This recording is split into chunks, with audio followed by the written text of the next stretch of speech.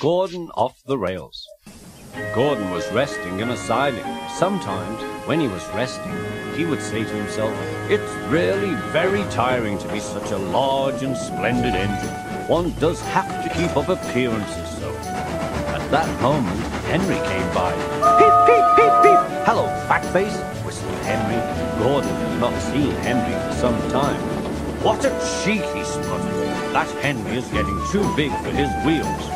Fancy speaking to me like that. Me!" He went on letting off steam. "Me, who has never had an accident." Percy heard Gordon's last remark, and he knew that it wasn't true. "On first safety valves accident?" Percy asked innocently. Gordon was very cross. He didn't like being teased, and he knew that Percy was talking about the time when he, Gordon, had pulled the express too fast and had burst a safety valve. "No, indeed. High spirits might happen to any engine," replied Gordon huffily. "But to come off the rails like Henry did when he was pulling the Flying Kipper, well, I ask you," he went on, "is it right? Is it decent?" A few days later, it was Henry's turn to take the express. Gordon watched him getting ready. "Be careful, Henry," he said. "You're not pulling the Flying Kipper now. Mind you keep on the rails today." Henry snorted away. Gordon yawned and went to sleep. But he didn't sleep for very long. "Wake up, Gordon," said his driver. "A special train is coming in and we're to pull it."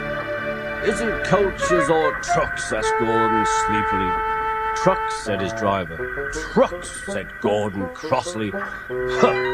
The men lit Gordon's fire and oiled him ready for the run.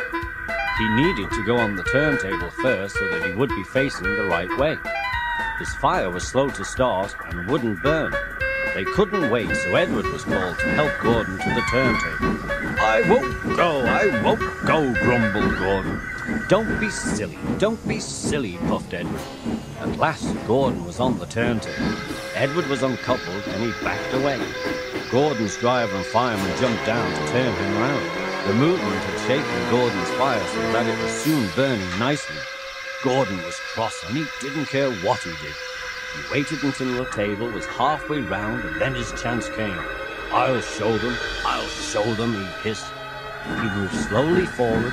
He only meant to go a little way, just far enough to jam the turntable and stop it turning. But his plan was going wrong. He couldn't stop himself. He slithered and slipped off the rails, down the embankment and settled in a ditch. Whoosh! He hissed. Get me out!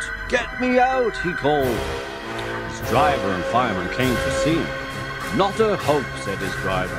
You're stuck, you silly great engine. Don't you understand that?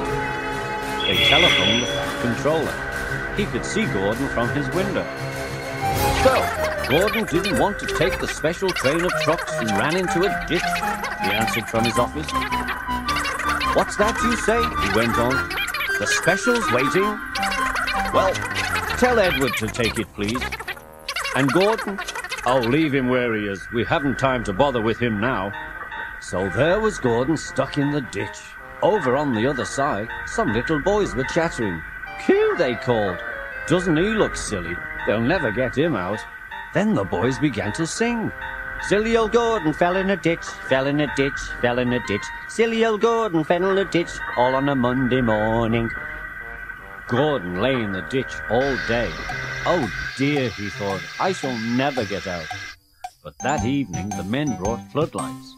They used powerful jacks to lift Gordon and made a road of sleepers under his wheels to keep him out of the mud. Strong wire ropes were fastened to his back end, and James and Henry, pulling hard, at last managed to bring Gordon back to the rails.